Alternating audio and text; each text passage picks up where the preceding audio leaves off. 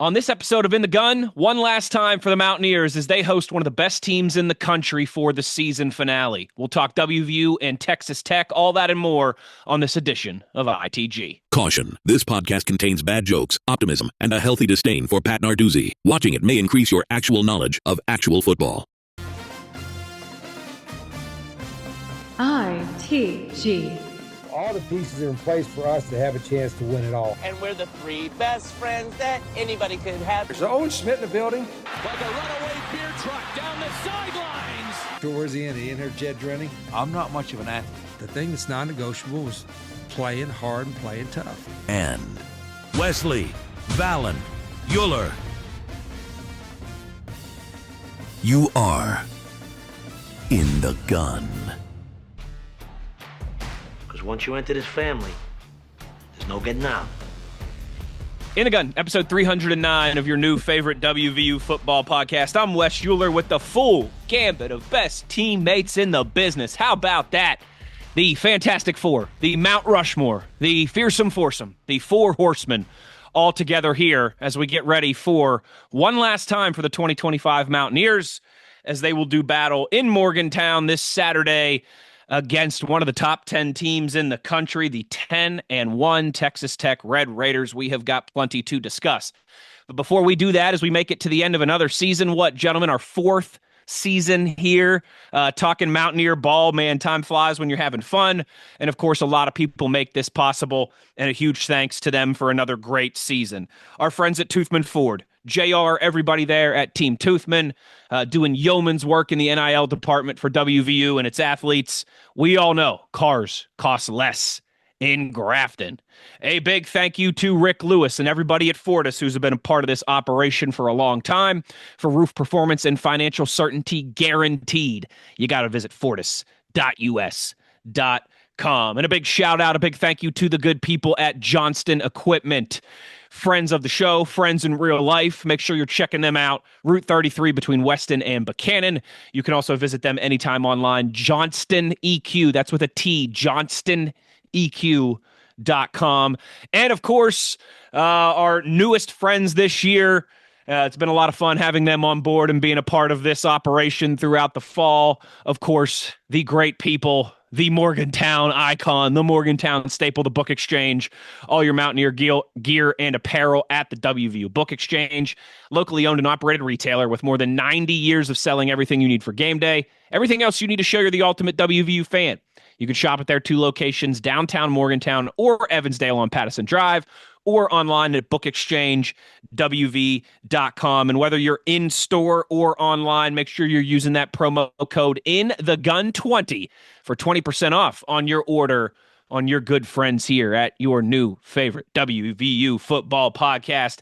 And Jed, maybe we start right there because we're not only coming to the end of another WVU football season, but we are coming to the end of our 1965 throwback helmet competition.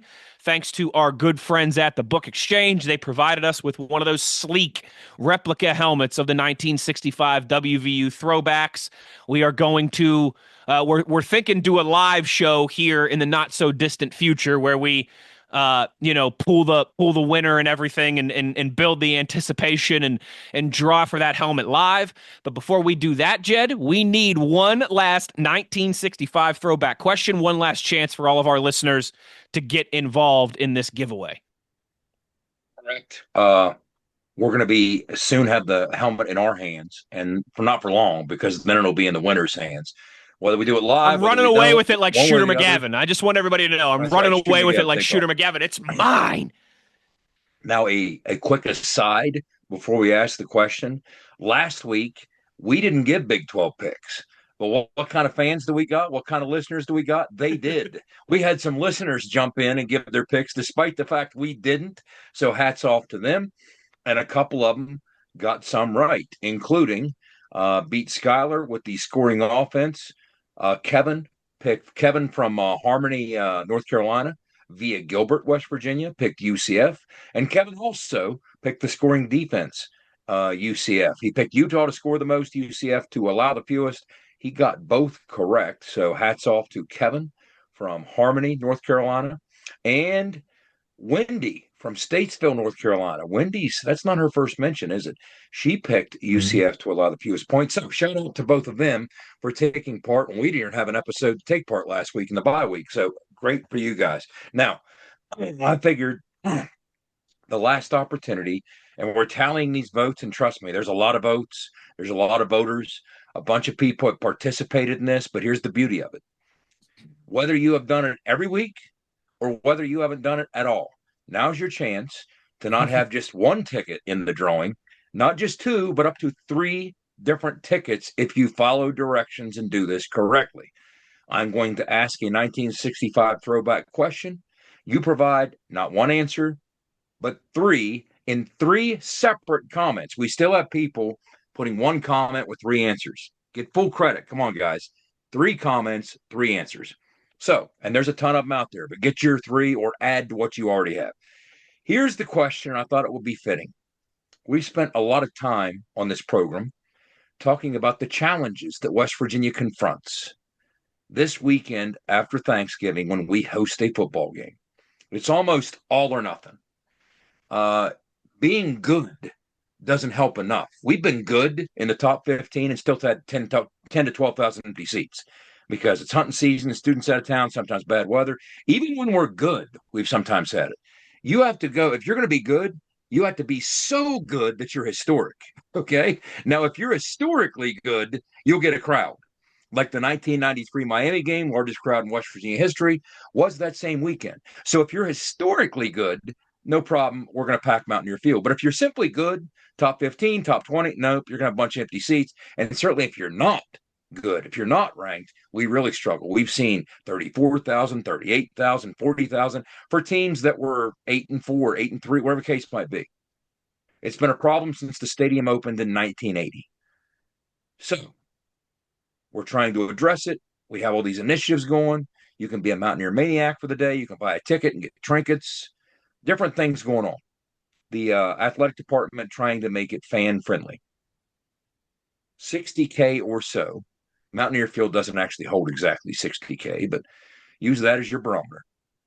The question, quite simply, how many fans will there be for this game? You have 3 guesses. I want an exact number because what will be fascinating to me is if we get enough guesses, I want to see if somebody nails the exact number. We did something similar to this. Remember 2 years ago when we opened the season at Penn State? We were trying to figure out I do remember how close to 110,000 or whatever they would be for West Virginia. So exactly how many fans? Okay, now, again, here's your frame of reference. 2013, West Virginia, after losing to Kansas and snapped Kansas's losing streak and knocking us out of bowl contention, we had a bye week. Then we played a 2-win Iowa State team. So just think about that. We were out of bowl contention. We waited a week to host a 2-win Iowa State team, and there were 34,000 there.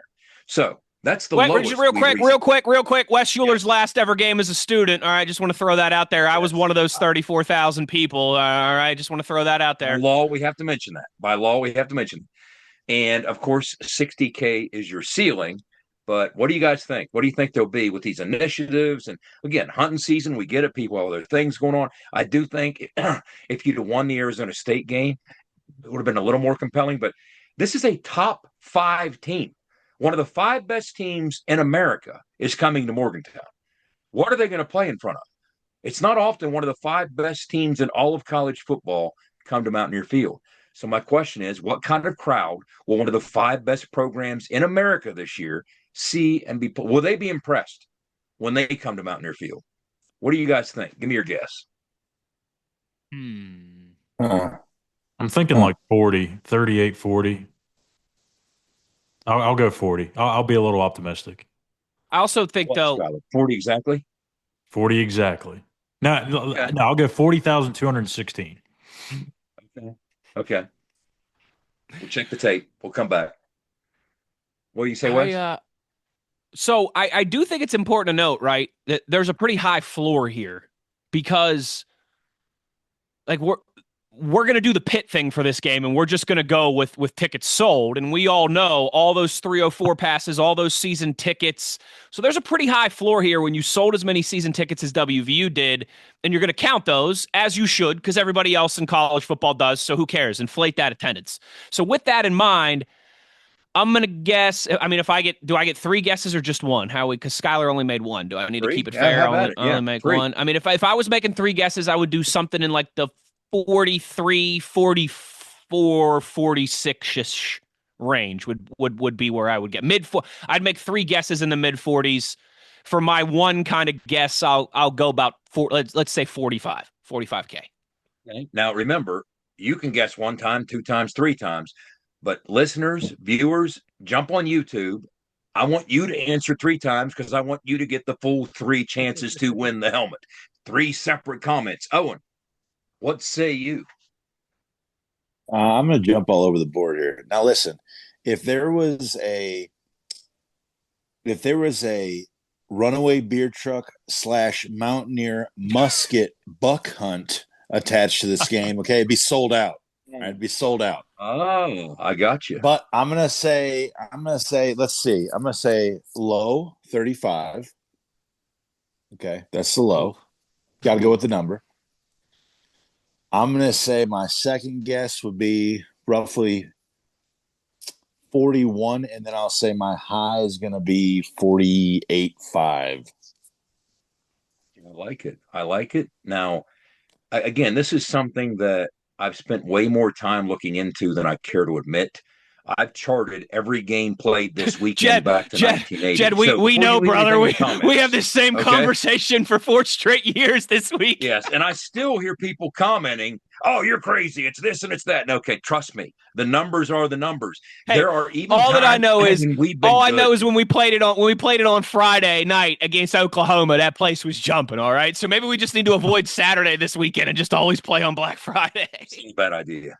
Much less noon Saturday, right? So exactly you do have the noon, the lazy kick Saturday. I tell you what, again, if we can play revisionist history, had we knocked off Arizona State, I'd be comfortable assuming 50 plus, right? Yeah.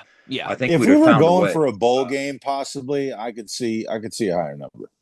Yeah, I'd say For about. sure. I bet you beating Arizona State, having a top 5 team in the country, playing for a bowl game, that would have added probably 4,000 to 6,000 extra in attendance. I bet you somewhere in that ballpark. Now we have initiatives going to get prospective students, not student athletes, because that's violations. But we have students coming in to use some of the tickets that might attend WVU. There's initiatives like that going on for this, which I like. I'm all about that. Great idea. I'm going to go with this. Okay, Sky, what was your high school number? My high school jersey number? Yeah. 23. What was your hockey number? 59, baby, 5'9". Oh, this is going to be low. Unless he rearranges the numbers. That's what I'm going to do. Okay, let me see. Here's what I'm going to do.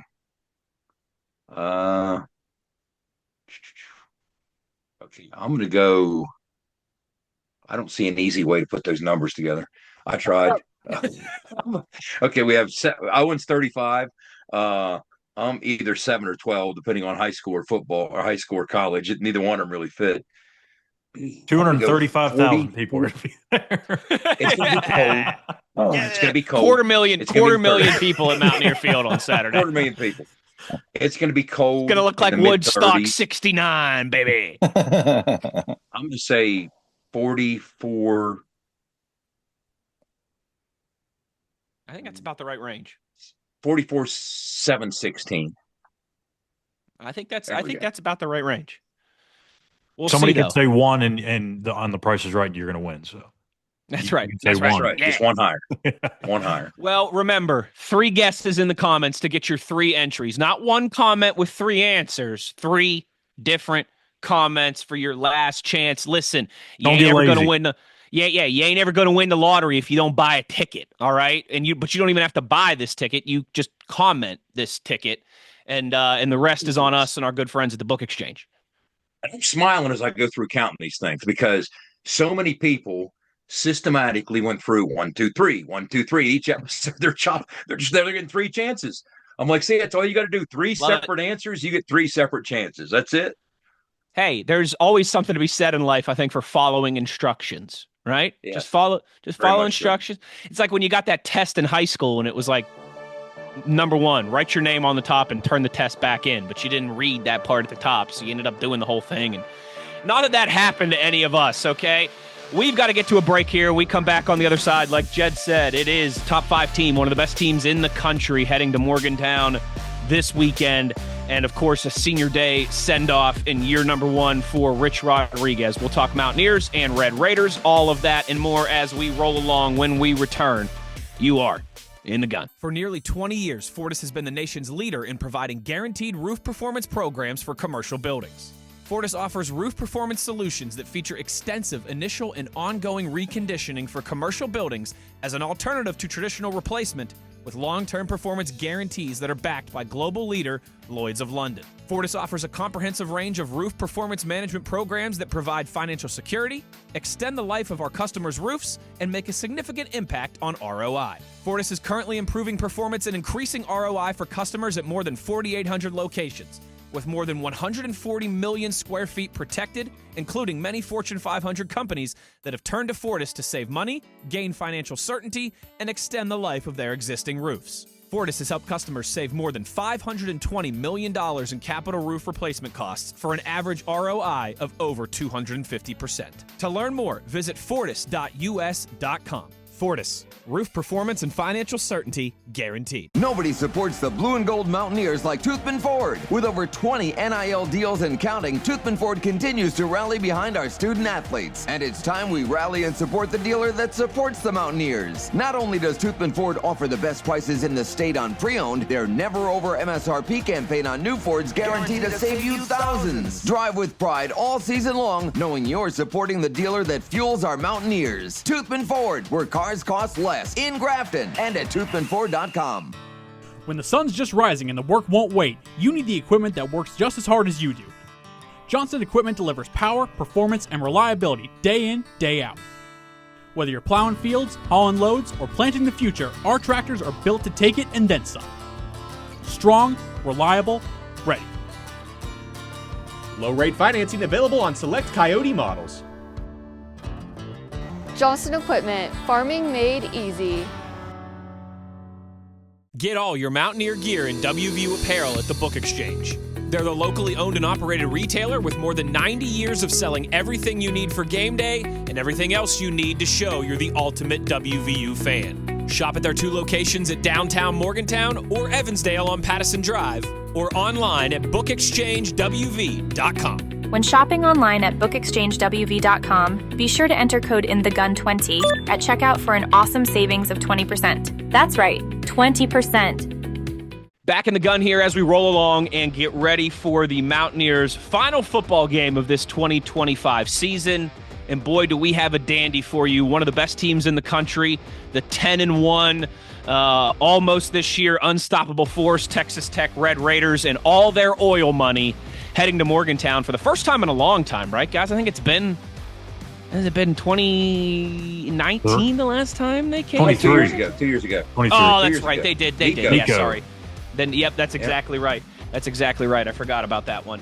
But Texas Tech heading to Morgantown, feeling good, looking to close down what would be one of their best regular seasons in program history, one of their best Big 12 campaigns in program history. And Jed, as we get into this, I mean, they're really good on both sides of the ball, but I think it starts with that Texas Tech defense. Guys, you know this, and I think most of our listeners do, but I host a NFL show every day for my day job. And so I do kind of like to a lot of times look at opponents like through the guise of NFL talent. And man, this Texas Tech defense has plenty of it. It starts with David Bailey, the edge rusher. I mean, we've been pretty fortunate this year. When Utah, there's been a handful of guys who should be first round picks in the Big 12. And, we got to see two of them, the two tackles for Utah in Morgantown a couple months ago, in Fanu and Lomu. We should have seen one. Now, we were kind of fortunate not to, but we should have seen one in Jordan Tyson, who could be a top 5, top 10 pick, first wide receiver off the board. But he was out for Arizona State last week. Well, guys, don't look now, but here comes another potential top 10 pick in this year's NFL draft, and edge rusher David Bailey. I think Bain out of Miami is probably going to be the first defensive player off the board, but Bailey could be the second.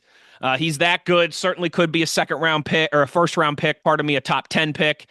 But Schuyler, I'll go to you on this one because we were kind of joking about this before we came back into this segment. While he is the alpha, the lead dog, it's a defense that just in general is ridiculously talented. They've spent the money this offseason, and it's really all come together for them, and it really shows. It really has. I went back and watched the Arizona State game because that's obviously the one loss they had, so I was trying to get a peek at what they were doing. Obviously, they were without Baron Morton that game, but man, they just fly around and they constantly get pressure into the backfield. I think they're one of the top teams in the country in terms of generating overall pressures, team sacks. I mean, they just get after you. And I felt like the best thing that Arizona State did was get Sam Leavitt on the move. And I feel like that might be something that Rich tries to do with Scotty Fox in this game. I know you're shutting down half the field. I get all that. But at the same time, it could make things a lot less complicated for your true freshman quarterback. So we'll see about that. But I'm with you. David Bailey, Romello Height, they've got a bunch of guys. And I don't know how you guys feel about this, but I am 1,000% on board for Jacob Rodriguez getting the Heisman. I mean, I love defensive guys getting some love because it's become such a quarterback-driven award. I get it. I understand it. I mean, heck, we don't even see running backs or receivers get it all that often. It's been forever since we've seen a defensive player get it. This dude's forced 7 fumbles. 7. I mean, that's insane. Most guys can't even get that in a career. A team sometimes doesn't even have that. So I'm all about Jacob Rodriguez, this front 7. Jed's going to really go deep into it here, but they're extremely athletic. They're freakish. And like Rich said earlier in the week, like they were dominant at the places they were at before. And now you're just putting like this all-star team together because, oil money. So. Well, it's fun to look at the places they were at before because there's a wide assortment of places. But I would say this whole Texas Tech story, I don't know if it necessarily starts with their edge rushers. I don't know if it starts with Baron Morton or their offense. I'm not sure it starts with Joey McGuire. Guys, I think it starts with James Blanchard. James Blanchard is the general manager who took this money and made the absolute most of it by following the most golden rule in the history of football.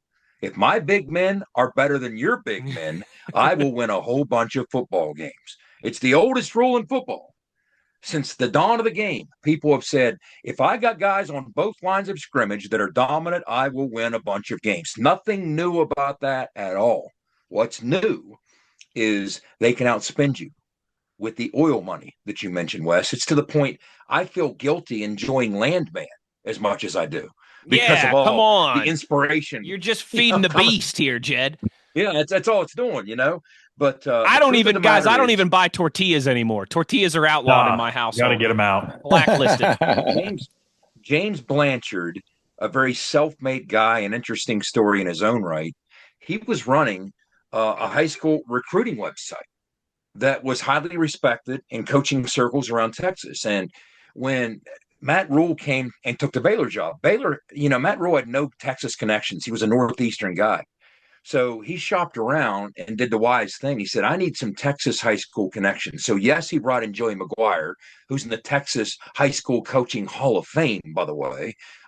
9 years ago on this night, he was preparing to coach DeSoto High School against DeSoto High School in a state championship game. 9 years ago. And now look where he's at. That's crazy to me, this path that Joey McGuire's taken. But James Blanchard was on that staff, and he's kind of an underling, an understudy in some ways of Matt Rule. So when Joey McGuire got the job, that was one of the most coveted hires that he made. And wouldn't you know it, people recognize his ability to ID talent. It's one thing to have money. A lot of schools have money, but not a lot of schools are spending it wisely. It's not always invested properly. But what they've done is invested in almost all the right places, to the point that when Notre Dame lost their GM to USC, not only did Marcus Freeman come knocking once and get rejected by James Blanchard, he did it again. He said, look, I know you said no, but come back and really think about this. We really, really, really want you at Notre Dame. And he said, thanks, but no, I have unfinished business at Texas Tech. Yeah, and endless coffers at Texas Tech. But he spends it very wisely, guys. When you look on the defensive side of the football, which is where we're going to start, as you guys talked about, when you look at the areas that they addressed, people forget just how, and we'll get into this, just how atrocious this defense was last year. I mean, they were a sieve. Texas Tech defensively 1 year ago, you ready? Scoring defense, 15th in the Big 12, 35 points a game. This year, first in the Big 12, 23 a game. Total defense, 460 yards a game, 15th in the Big 12. This year, first in the Big 12, 266 a game. Sacks, last year they had 21. This year they were 10th in the league. This year, 33 already, first in the league. Last year, pass defense, 308 yards a game, 16th in the Big 12. They couldn't stop anybody last year in any way. They flipped it. They stole Houston's D coordinator in Sheil Wood, who did a great job at Houston last year. They poached him. So they hired him to install his system and his scheme. And then they said, James Blanchard, here's the money. Go out and get us the best. He got a safety / linebacker named Cole Wisniewski from North Dakota State. People think, oh, well, they jumped into the coffers and stole Alabama players, USC players. The funny thing is, the USC player they got, which we'll talk about when we get to the offense, the coveted 4-star running back, he was supposed to be their bell cow, their feature back, the load of their running game. He got hurt in August and hasn't played it down for him. So on the defensive side, North Dakota State, one transfer. Mississippi State, you're not talking about the top of the SEC, and Bryce Pollock, a cornerback. Stanford, David Bailey. David Bailey came from Stanford, and I'm telling you guys, when you watch him on tape, we'll talk about this in the film study, almost unblockable in some circumstances. Almost unblockable. Beast. Romello Height, Georgia Tech. Again, not the top of the SEC. Typically, year in, year out, as the other edge guy.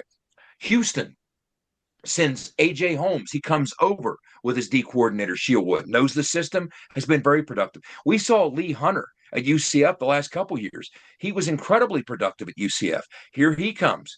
Amir Boyd playing a role in that secondary. They have tremendous depth. Comes from UTEP. They got Dante Balfour, another long corner from Charlotte. I'm not naming blue bloods here, okay? And when you get they're not plucking from Michigan and Notre Dame and no, Georgia. They're here. not. Yeah. You're going to see some MAC kids on the offensive side. That's what they're doing. But there's a certain body type, a certain skill set that fits what Sheil Wood does, okay?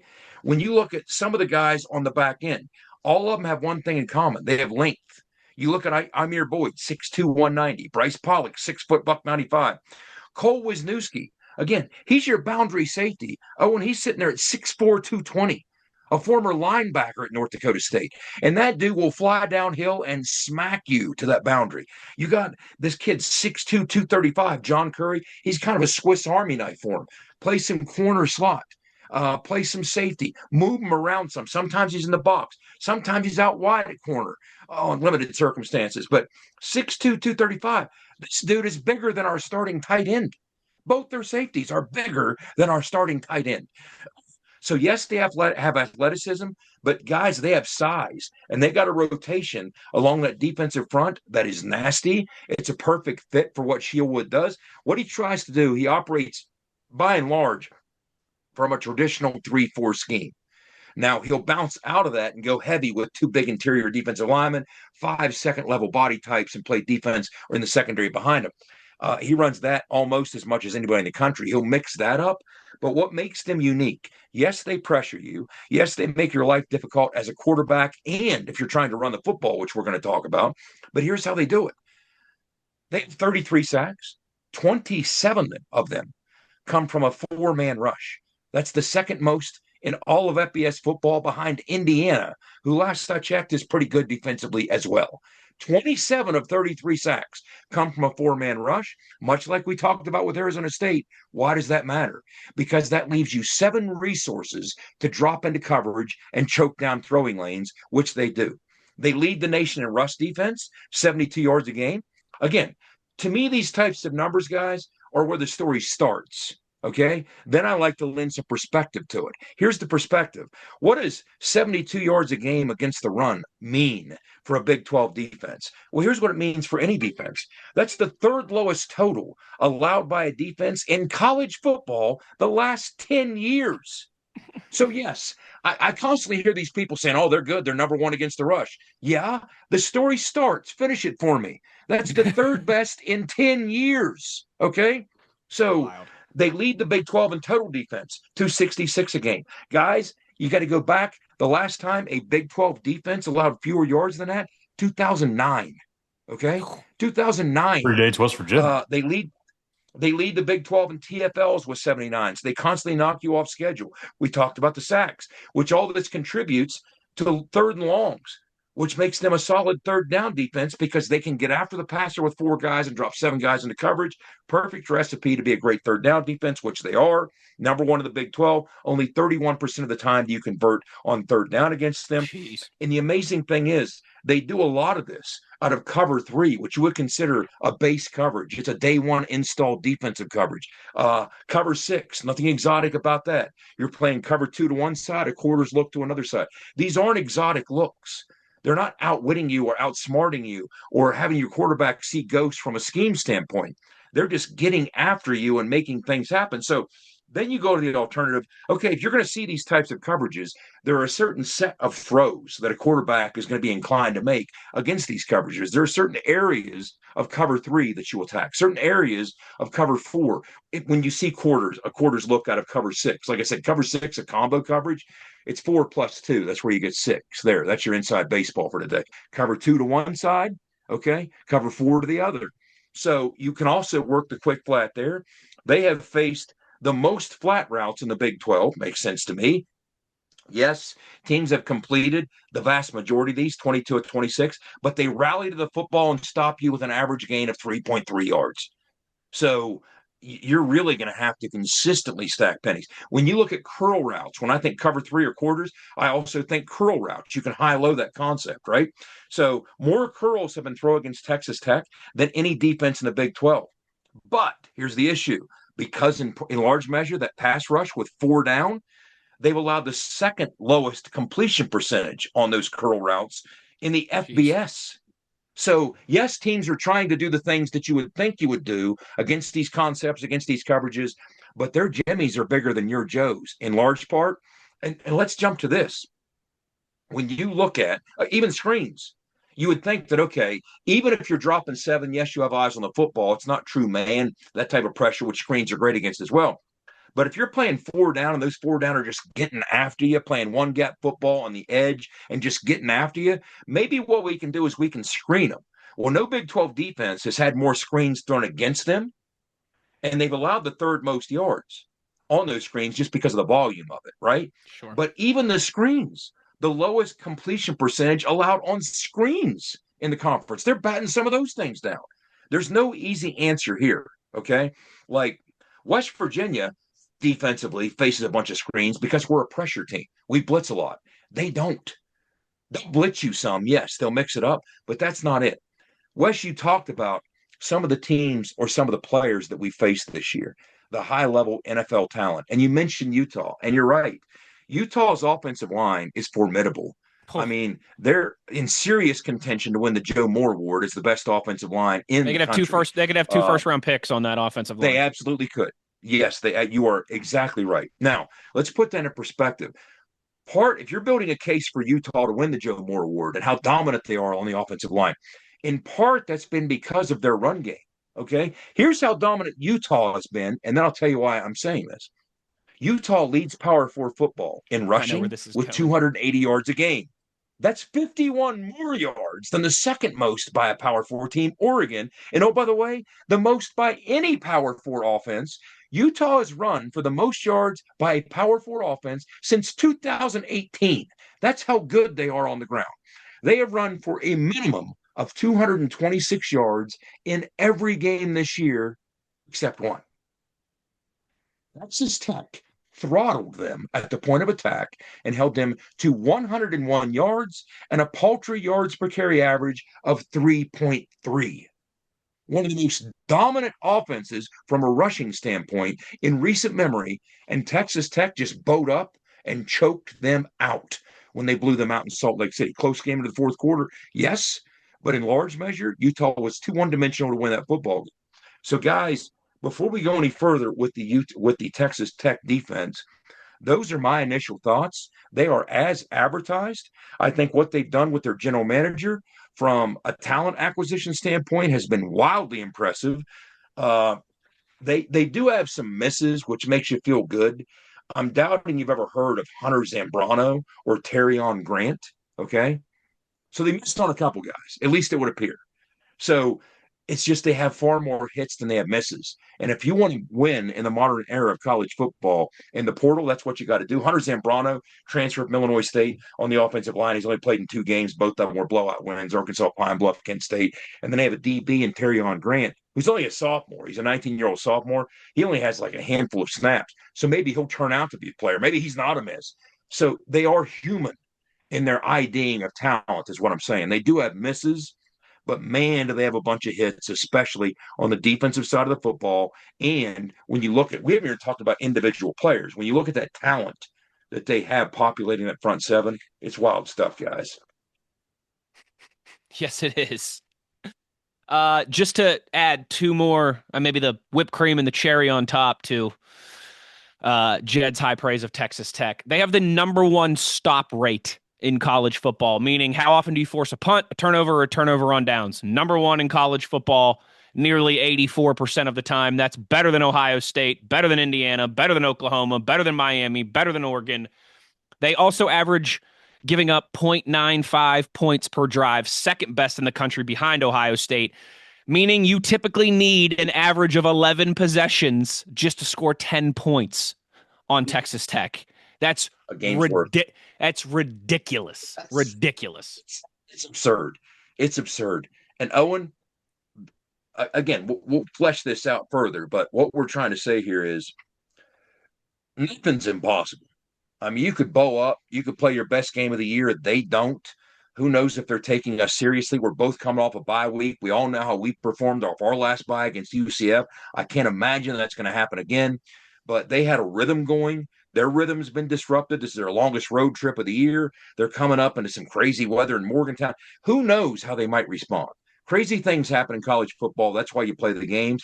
But if you want to distill this down to its essence, if you pull the upset, all right, if David reaches into his bag and withdraws that stone, you will earn the upset. Okay? There's Texas Tech doesn't fake their way through things. But Owen, you've won big games. Hit a couple quick points about what it takes when you are on the counted out end of this. You're going into the Sugar Bowl as a heavy underdog against Georgia, SEC champ. You're going to the Fiesta Bowl after Rich's departure against a Big 12 team in Oklahoma that a lot of people felt was the best team in the country at that point. So hit us with a couple bullet points about what it took to do that type of thing and shock the world. Man, I think it's just probably what Rich has been preaching day in and day out. You know, first and foremost, it's senior day, right? So last game a lot of these guys are ever going to play. Okay, that in my opinion, that's an advantage for us. They're kind of sitting in the driver's seat. Will they sit guys? I don't know. Just to keep them healthy for, you know, what they go, postseason.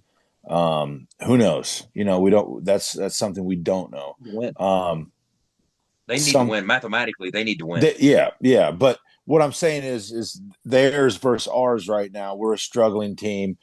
I'd say for us the biggest thing is, hey, go out there and improve like you have every week, right? I'm pretty sure we're losing Hubbard, aren't we? He's out. Is he out? Yeah, he's out. So I mean, it's just been one of those years for us. Go out there and improve on what you've been improving on. You know, it's not very often you get to play. You know, this is kind of like our bowl game. This is kind of how I look at it. You're playing a top 10 team. Not too many times you get to do that. They're coming to you. It's an away trip for them. So it's time to just kind of show what all the improvement from the year, right? It's the last game of the season. We could talk about classic Bobby Boucher. You know, it's the last game of the season, Ted. You can't hold anything back. You know, and it's truly like that for these seniors. You know, we are a senior heavy team. I would say for a lot of these guys, it's their last interview to put good film out there. You know, if they want to try to extend their career, whether that's in CFL, XFL, or NFL, if they even get a shot, to try to, you know, and let me just kind of like step back for a second and say, you know, remember that this is your last time you'll ever put on a Mountaineer jersey. And for me, at Mountaineer Field, I remember what that was. It was the big 07 loss to Pittsburgh. That was at Mountaineer Field, but we came back obviously in the last time we did redeem ourselves in the desert there. But you know, I would just say to the guys like, look, man, you put the time in. You know, it's a Rich Rodriguez football team.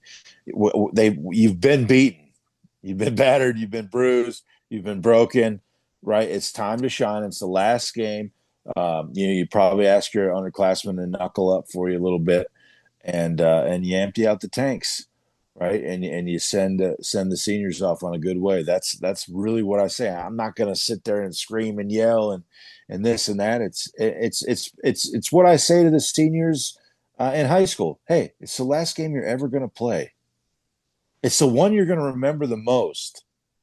Right, because it's the last one, and football is it's not like any other goodbye. Right, it's a breakup where you didn't really have much say in it. It's just over. You know, it's just over. It's just over. It doesn't matter. Yeah, what and you don't keep playing it. Like yeah, you don't go play. You don't just go play basketball at the YMCA. Yeah. Like you guys know, I don't as much now because I have two young daughters. But like I played in beer league, hockey leagues all throughout my 20s. You know, you can't do that with football. Yeah, it's over, man. Always says that. Yeah. You made a good point there, Owen, because like with the film thing too, I mean, it could even be just for next year. Like guys that have eligibility remaining, like even if you feel like you're probably not going to come back or you have thoughts about getting in the portal, like I know people don't want to hear that, but that's just the nature of what it is. Like, this is the last opportunity for you to not only impress the West Virginia staff, but maybe other staffs if that's where your head is at. So you don't want guys to be in that space, but let's be honest, that's where these kids are at this time of year when a disappointing season. And look, yeah, you don't want to be in this situation. You don't want to be 4-7 and playing a game that is so-called meaningless. But look, if you're going to play, you might as well go try and win the damn thing, right? Yeah, absolutely. Is twofold. And Owen, you hit on a couple critical things here. You might be motivated by the fact it's your last game of football at all. And you've been playing since you were knee-high to a grasshopper. So that in its own right is going to be meaningful to you. Your last game ever is going to be special. We have 40 seniors, and they all fall in one of these categories. Either what Schuyler just said, your motivation might be to impress to move on to another school.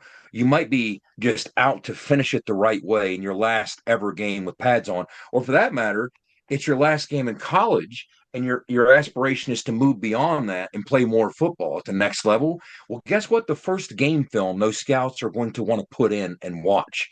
This one against the fifth best team in America, a team with what I think might have the best front seven in the country. So they're going to watch this for a host of reasons.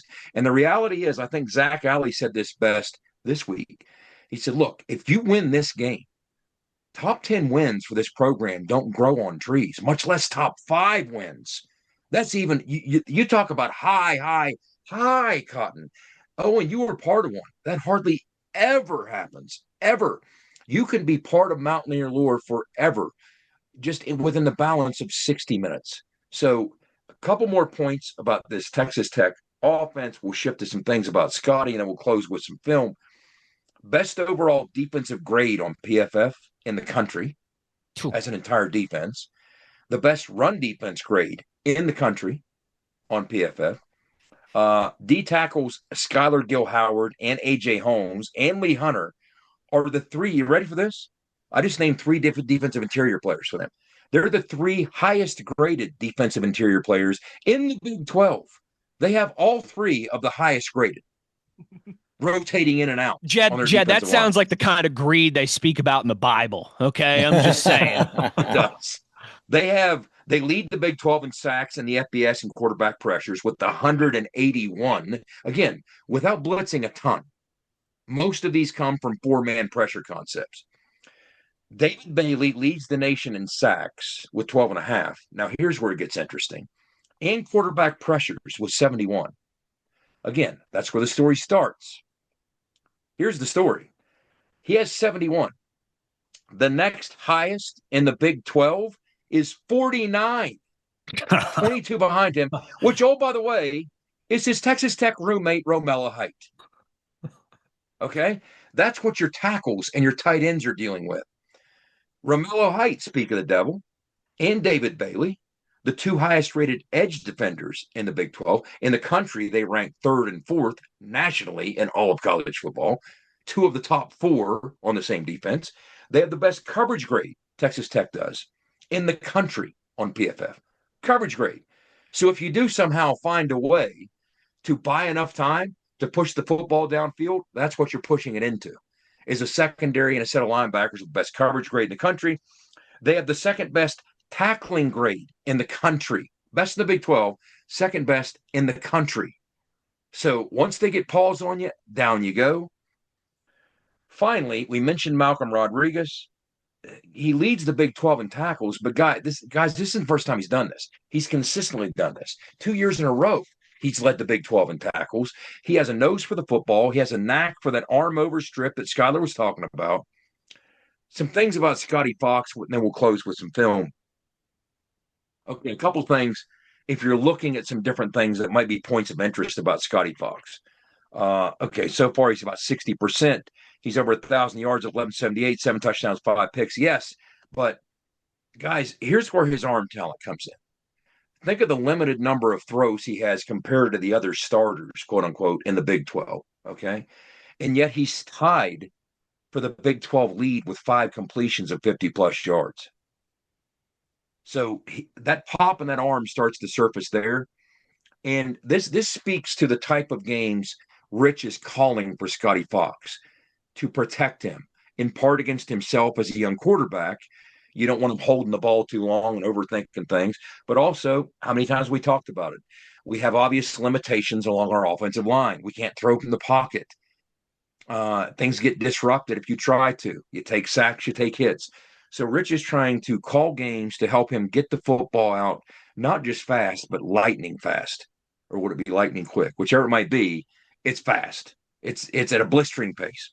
Some numbers to support that. Rich doesn't want him holding the football. Rich wants it out after one quick, decisive decision is made, unless you're calling a shot play. His time to throw, again, some people misconstrue this metric. Time to throw isn't a pocket thing, like how well your O-line's holding up. That's not what that means. Time to throw is measured from the time the ball is snapped to the time it leaves the quarterback's hand. So how quickly is he getting rid of it? Scotty's average time to throw is 2.15 seconds. Guys, that's the fastest in the entire nation. Wow. The second fastest in power conference football is a quarter second slower. Carson Beck for Miami at 2.39. That's how fast he's getting the football out. Again, that's how Rich is trying to work in some protection for him and help him out. Sometimes against himself, sometimes against the pressure. All right.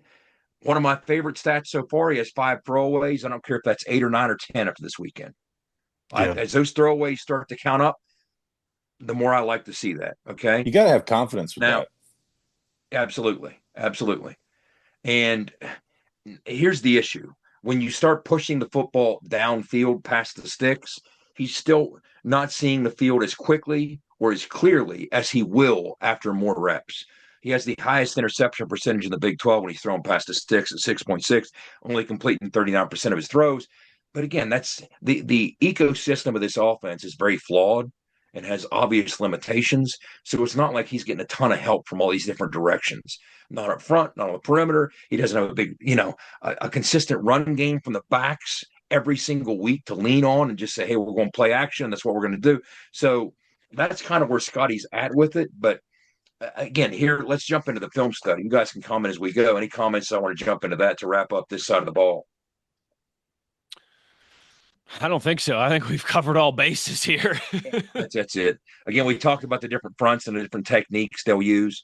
They get creative with that in the sense that they let their big bodied guys do some fun stuff. They'll jump into that 2-4, 2-5-4, and they'll have different alignments and different techniques from their big bodied interior guys. Sometimes they'll go heads up. Sometimes they'll go inside leverage with what we call 2-eye techniques.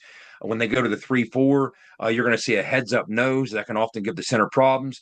You'll see a 4 technique. Sometimes they push into the boundary. Sometimes they set them to the back, whatever you might be looking at there. But they'll move their edge defenders up and back. They'll kind of toy with their alignments on and off the line of scrimmage to give your tackles even more to think about.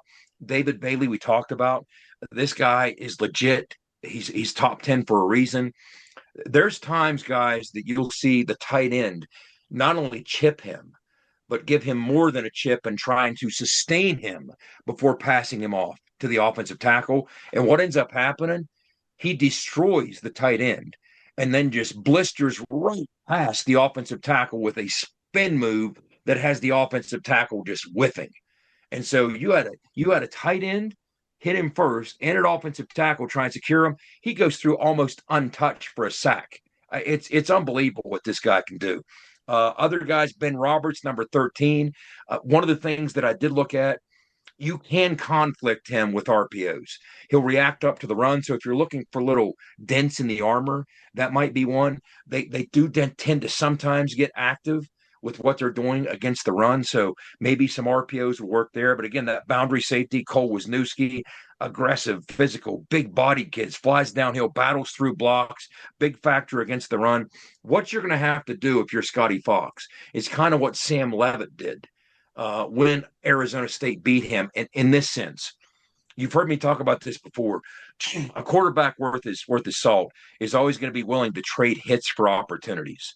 So if you're going to slip free on me and you can get a good lick on me, that's fine as long as I have a big opportunity to push it downfield. If you want routes to have time to develop vertically and threaten what they're doing on the back end, Arizona State popped a couple of these and they got over top of what their safeties were trying to do. The only way to do this with this hyper-aggressive 4-man rush is to extend the play. You might slip outside the pocket, but even when you do that, you have to understand you're going to have to deliver an NFL caliber throw, which Scotty Fox can, as you are taking an NFL caliber hit, because that's what you're going to do against his front four. And that's what Sam Leavitt was doing, and he was the difference in that football game and why they edged them out for their only loss of the year. So that's what I saw there if you want to jump to the other side of the football now. Yeah, let's do that. I mean, the other side of the football, Jed, not quite as daunting, but still, I mean, they're the number 5 team in the country for a reason. So what do we got? Yeah, they are the number 5 team in the country for a reason. You just recently saw, guys, Eric Morris was hired by Oklahoma State as their new head coach, North Texas. Here's what's interesting about that. From the Eric Morris kind of coaching tree, at least one of the branches of it, comes Mac Leftwich, this coordinator that Texas Tech hired as their new first-year coordinator. That's something we haven't mentioned. 2 new coordinators, one on each side of the football, and they both worked out really well. Mac Leftwich on the offensive side is doing a tremendous job. He did a great job when he was at Texas State before. He spent some time before that, North Texas, at the small college level. The first 2 years at Incarnate Word of Cam Ward, who was later drafted as the first overall pick out of Miami.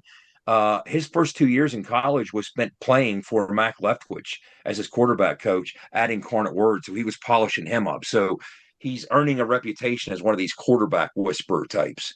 And he calls a great game of football. And you look at his last couple years at Texas State, one of the only two teams in the country to place in the top 30, both rushing and passing. And he did it 2 years in a row. And don't look now, but guess what Texas Tech is doing?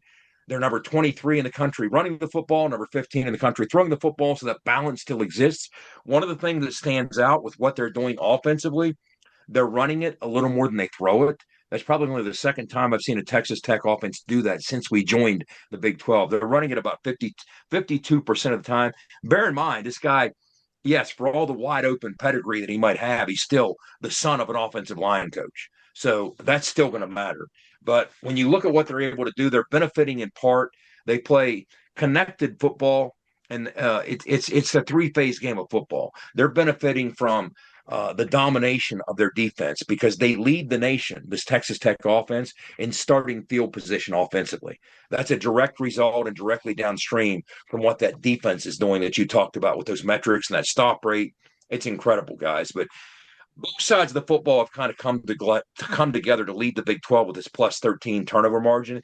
Quite simply, that's number 3 in the country. But quite simply, all the things that it takes to win football games and win a bunch of them are the things that Texas Tech has been very good at doing. And what's scary about that, we talked about the fact they lost what was supposed to be their feature back in Quentin Joyner, who's the 4-star who transferred from USC. He didn't play it down for him, got hurt in a scrimmage in August. So they've gone with the combination of Cameron Dickey, who, the comparison was made by Zach Alley this week, Ray Rice comparison. That's scary enough. He's a big physical guy, kind of compact. And then you have Jacoby Williams. I do think Cameron Dickey has better vision out of the two, but they're both dangerous. They're both productive. And the other thing is, guys, they'll use them in the pass game. You look at the two of them combined, they have 43 catches. They target them a lot.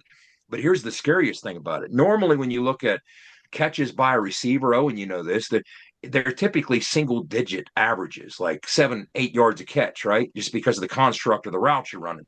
Both of these guys are double digits. When you look at Cameron Dickey, he's averaging almost 11 a catch. Jacoby Williams, over 13 yards a catch. So in addition to the size and length they have at wideout, Caleb Douglas, 6'4", 205. Reggie Virgil, transferred from Miami, one of those MAC kids we talked about. 6'3", 190. Coy Aiken, he's been there for a handful of years. 6'2", 210. They're big. They're physical. They'll make contested catches. They have 4 different guys on this team with at least 5 contested catches. But look at some of the places they've got their transfers offensively. They return quite a bit up front on the offensive line, but they got one of their starting tackles, Howard Sampson from North Carolina. 2 of their starters on the offensive side of the football came from Miami, Ohio, MAC guys. So don't tell me you can't win with MAC guys in appropriate circumstances and appropriate positions playing appropriate roles. They got a starting guard, Reggie Virgil I talked about, big contributor there. Terrence Carter. They got another G6 kid from Louisiana. He's kind of their pass-catching tight end. He's played a big role for them. So that's what's fun with it. And now another thing to consider, Kitley will recognize a light box and attack it with the run. Zach Alley, one thing he notoriously doesn't do a lot of is load the box, at least from a pre-snap configuration. He's more about triggering things toward the box with reads and reactions downhill toward run fits after. So that might be an interesting cat and mouse game to keep a look at, because when you look at one of the things that Mac Leftwich does, he will attack that maybe even more than Zach Kitley did last year as their O coordinator.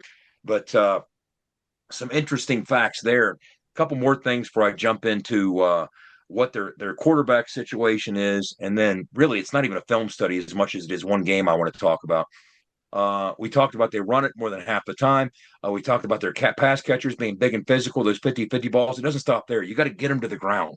I've said all year, I think we've been highly productive in our cornerback room.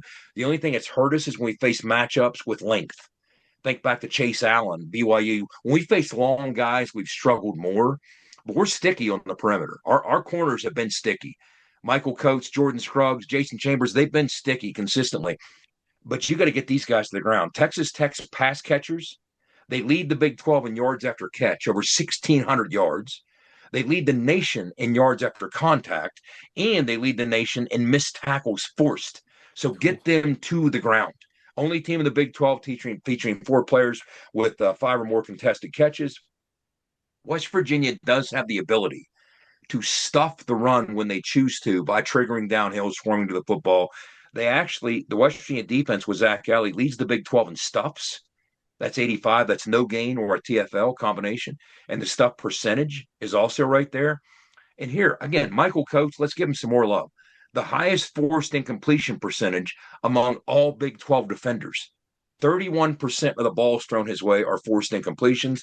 What's interesting, and this is where we'll talk about the matchup with the quarterback, when you talk about Zach Alley and his blitz rate, we know Zach Alley likes to bring pressure. On average, 52% this year at large. Last handful of games, 3 games in a row, he hasn't hit 50. 48, 41, 48. I want to see if he changes that a little bit, because one of the things you can't do against Baron Morton guys is present vanilla looks. Zach Alley even said he will tear zone coverage apart. And look, the tape bears that out. The numbers bear that out.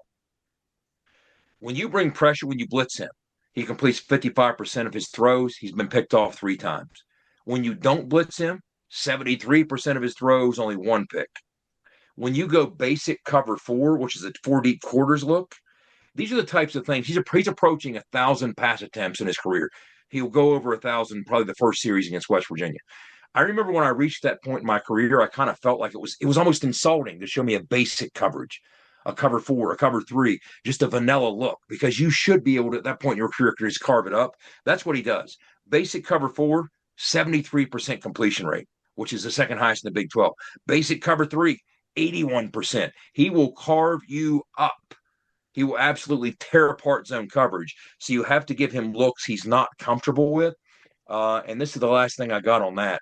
If you're looking for some kind of hope, something that you might want to do to cling to and remember and think about, they haven't necessarily, under Joey McGuire, been quite the road team that they have been the home team. Okay.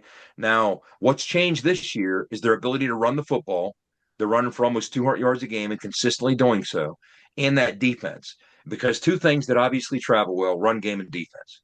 That's something they have now in spades far more than before. And I think that's why they played better on the road, but still they're somewhat of a different team on the road. But here are Baron Morton's career numbers at home versus on the road. At home, 42 touchdowns, 6 picks. On the road, 17 touchdowns, 14 picks. Hey-o. Again, you expect a guy to play better at home, but it's a matter of degree. He's almost a different species on the road. And when you look at the arc of his career, he's played a lot of football. Part of this is volume, okay? He has 48 career turnover-worthy plays. I'm not going to say like we did with Jeff Sims. Jeff Sims had 46 career turnover-worthy plays when we faced Arizona State. We talked about it. But trust me, Baron Morton's played a lot more football than Jeff Sims. So he isn't as inclined under ordinary circumstances to put the football in harm's way as much. But on the road, more so. Of those 48 career turnover-worthy plays, 27 have come on the road, and he hasn't played as many games. So once again, if you're trying to disrupt them, get them out of their element, reduce them by controlling that run game to some extent, which is what we're going to talk about in the film study. I want to look at what, of all teams, Oklahoma State did in a blowout loss. One thing Oklahoma State didn't do, they didn't let them run the ball. So comments before we wrap up with the film study and then get out of here with some plugs and some other stuff, some housekeeping. 2 things for me. Firstly, you mentioned Eric Morris. I thought it was pretty ironic. I don't know if you guys know this. You know how old he is, right? Yeah. He's 40. He's a man 40. Get it? The Mike Gundy? Yes, Mike Gundy. Full circle, baby. Full circle. Eric Morris, 40 years old. Oh, I see why you're saying that. Now I see why you're saying that now. Yeah. I got you. So, and then secondly, back to the game you. here, Baron Morton, you talked about some of the big plays that they have in the pass game, and this number stuck out to me like a sore thumb, and that was throwing the ball 20 yards or more downfield. Obviously, when you're throwing it 20 yards or more downfield, you're obviously picking up a bunch of yardage, but still, this average just blew my mind. 14 completions of 20-plus yards this season. He's averaging 35 yards per completion on those completions. 500 yards on 14 completions. That's insane. That is crazy. Productive in spades. They really are. So what I looked at, they've consistently run the football this year, but for a couple examples. The one that stuck out to me, they blew Oklahoma State out 42-0, but Oklahoma went down with their boots on. They held them to 88 yards rushing. So I asked myself, that's one game I wanted to scrutinize when I was studying tape this week. So I went and looked, okay, what did Oklahoma State do differently that a lot of teams aren't doing? First of all, they had nothing to lose, not a lot to lose anyway. So they weren't afraid to put their corners on islands at times. There were circumstances in which they just said, you're going to be isolated, make it work because of some of the things we're going to do in the box. We have to outnumber them or we don't want outnumbered. They held strong on the perimeter versus lateral concepts. When you'd see jet sweeps or stretch plays coming out, they flew downhill, they got hatched to the football. They swarm tackled, they gang tackled, especially on the perimeter. So now when Texas Tech tried to move the game inside between the tackles more from a box standpoint, on the inside zone, for example, you saw the interior defensive line, they would occupy double teams. They wouldn't be one gap players. They would eat double teams and free up those linebackers. So Texas Tech, as they're trying to zone block these things, were struggling to detach from the down lineman and climb to clean out the second level backers. So the backers were making plays. And the linebackers, for that matter, when you watch them, they were patient, especially against zone concepts. And they would read and they would react and they would fire through appropriately when they would see daylight, much like a ball carrier seeing daylight, so can an unblocked defender. And then there were times they'd roll the dice when they would nickel blitz, sometimes to get extra numbers to kind of hinge that thing in off the perimeter. And that didn't just work when they were running the perimeter when Texas Tech was. Sometimes you'd see zone concepts and Owen, you'd have the nickel back flying in to take away the cutback.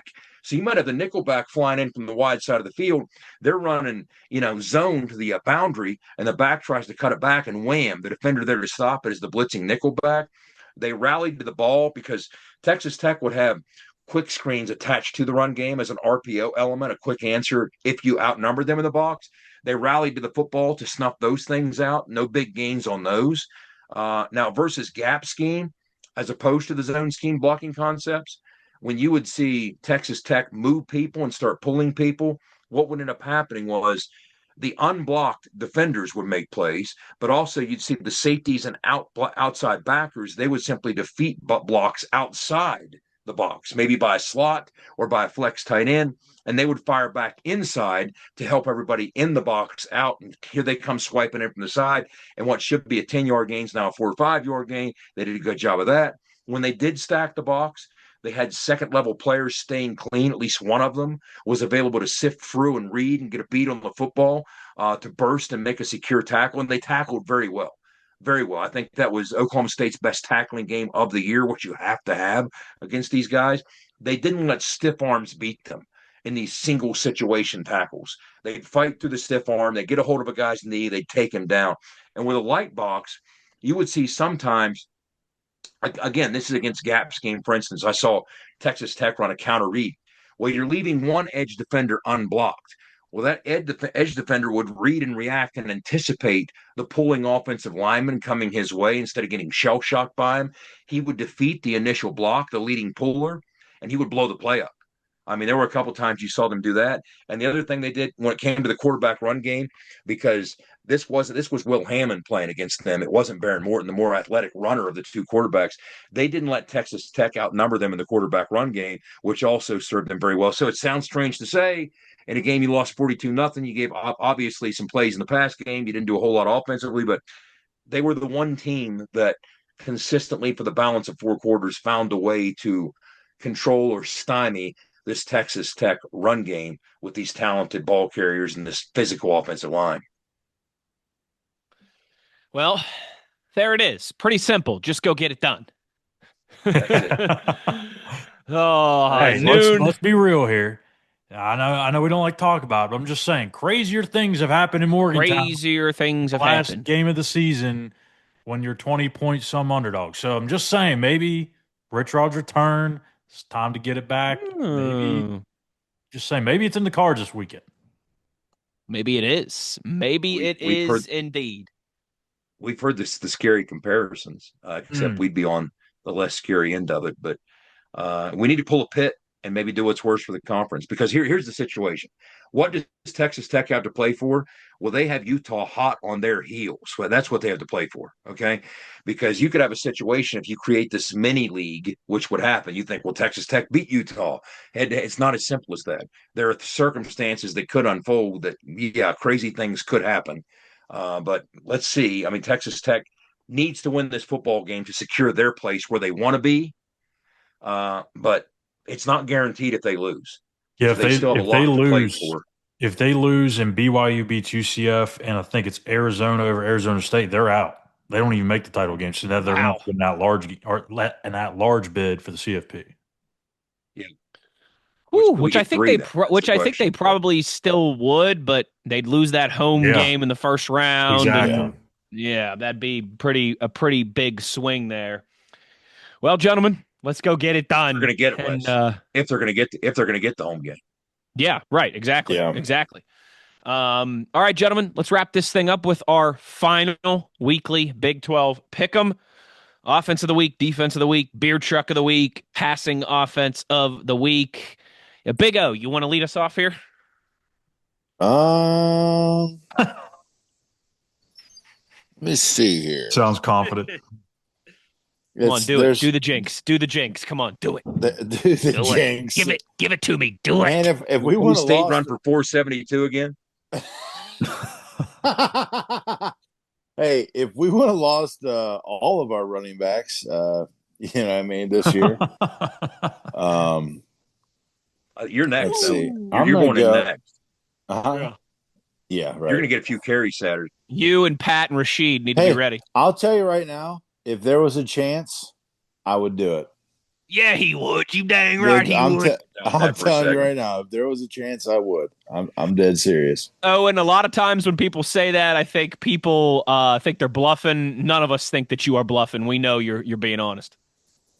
I'm telling you right now, I would relish in the moment. I would absolutely love to get a shot there. Let's see. I'm gonna go with Utah. It's a good one. Yep. It's a good one. You could like it. Jed, passing offense of the week. Let's close it out. Why not Josh Hoover? TCU against Cincinnati. There should be some points in that game, so that could be fun. It's a real good one. Mr. Callihan, offense of the week. Who's going to score the most points? I'm going to team up with Big O this week. I think Utah puts a big number, maybe a 50 burger on them Jayhawks. No. Well, guys, as much as my head is telling me to take BYU at home, looking for a big statement win for the committee against a struggling UCF offense, you know where I'm going. Defense of the week. I'm taking Texas Tech one last time. I'm just trying to I'm just hoping the Mountaineers can get a first down, baby. Just hoping they can get one. Give me the Red Raiders as my defense of the week. Before we go, we will have Phil Steele Friday for you as well. Make sure you're checking out Owen's latest barbecuing with the beer truck. A little dessert flavor in there for you this week. And it is, of course, Thanksgiving week. We want to wish everybody a happy Thanksgiving to you and yours. We are very thankful for all of our listeners here that have helped make this year 4 our best one yet. We're thankful for all of you that have been on this journey and will continue to rock and roll with us and support us. And speaking of Thanksgiving, Big O, if anybody is looking for a Christmas gift right around the corner, you might have just the thing for them. Yes, to all my Mountaineer faithful right here. Hey, the little fullback that could. Yeah. Let's go. Let's go, baby. Yeah, that'll be coming out. It will be on Amazon. I will put the link in the description. It'll be up. I'll probably blast it a couple times. But Cassie helped me. She's a pre-K teacher here at Smoot Elementary. She thought it would be a great idea. She helped inspire this counting book. There's some cool Easter eggs about just my life in a children's book. You know what I mean? So perfect. Here's some of the cool illustrations. Pretty neat. Yeah. But no, hey, to be honest, it's the most accurate story of my life. I love it. His first day of second grade, he explained his favorite beer to Mrs. Smith. And by 6th grade, he started brewing. Yes. Right. But he's been a Miller Lite fan ever since he was 9. It's like Little Johnny in real life, That's Owen's children's book, Little Johnny in real life. We're gonna post it. We're gonna pin the tweet here in a couple of days. If you forget, just go to our Twitter account at In the Gun Podcast, and when we take down again here in the next couple of days, because it'll be the last one for the season, we have the Big 12 picks. We're going to take that down and post the link to Owen's book.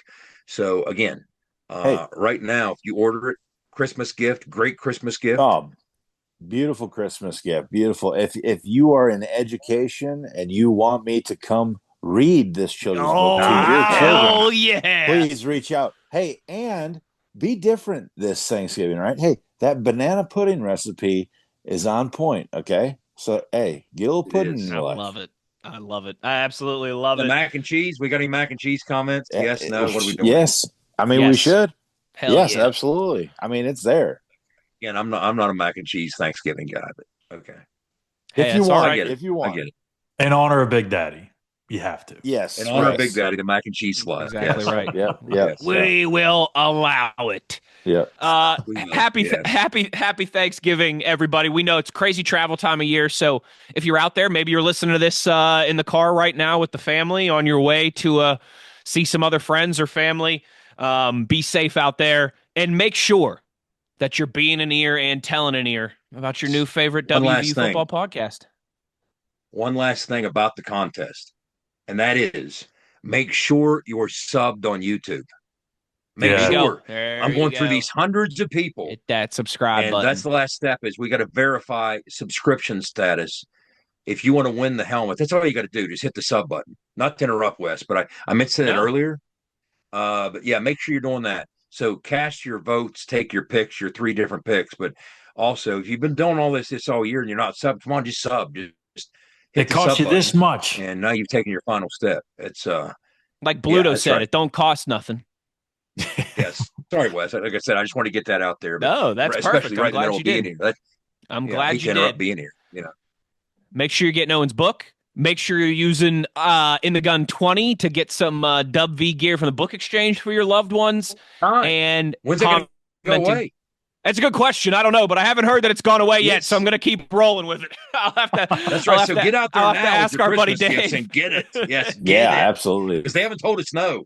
So if you're in their Black Friday or whatever, you might even see one of us if you're in their Black Friday. I don't know if we're crazy enough, but get it now because we don't know if that thing's staying, going away. So anyway, continue, please. For the co-host, the producer, the Mr. Do-It-All, Schuyler Callihan, the runaway, barbecuing, sharp-dressed, children's book writing, beer truck, Big O, the signal caller, Jed Drenning. I'm Wes Uhler. Take care, everybody. Happy Thanksgiving. You've been In the Gun. ITG. The fun doesn't have to stop here. Be sure to hit subscribe and never miss an episode. If you have any questions, suggestions, or feedback, be sure to follow us on X at In the Gun Podcast. Join us again next time. Until then, tell an ear to tell an ear about your new favorite WVU football podcast.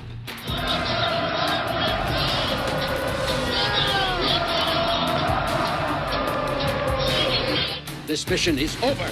It's over.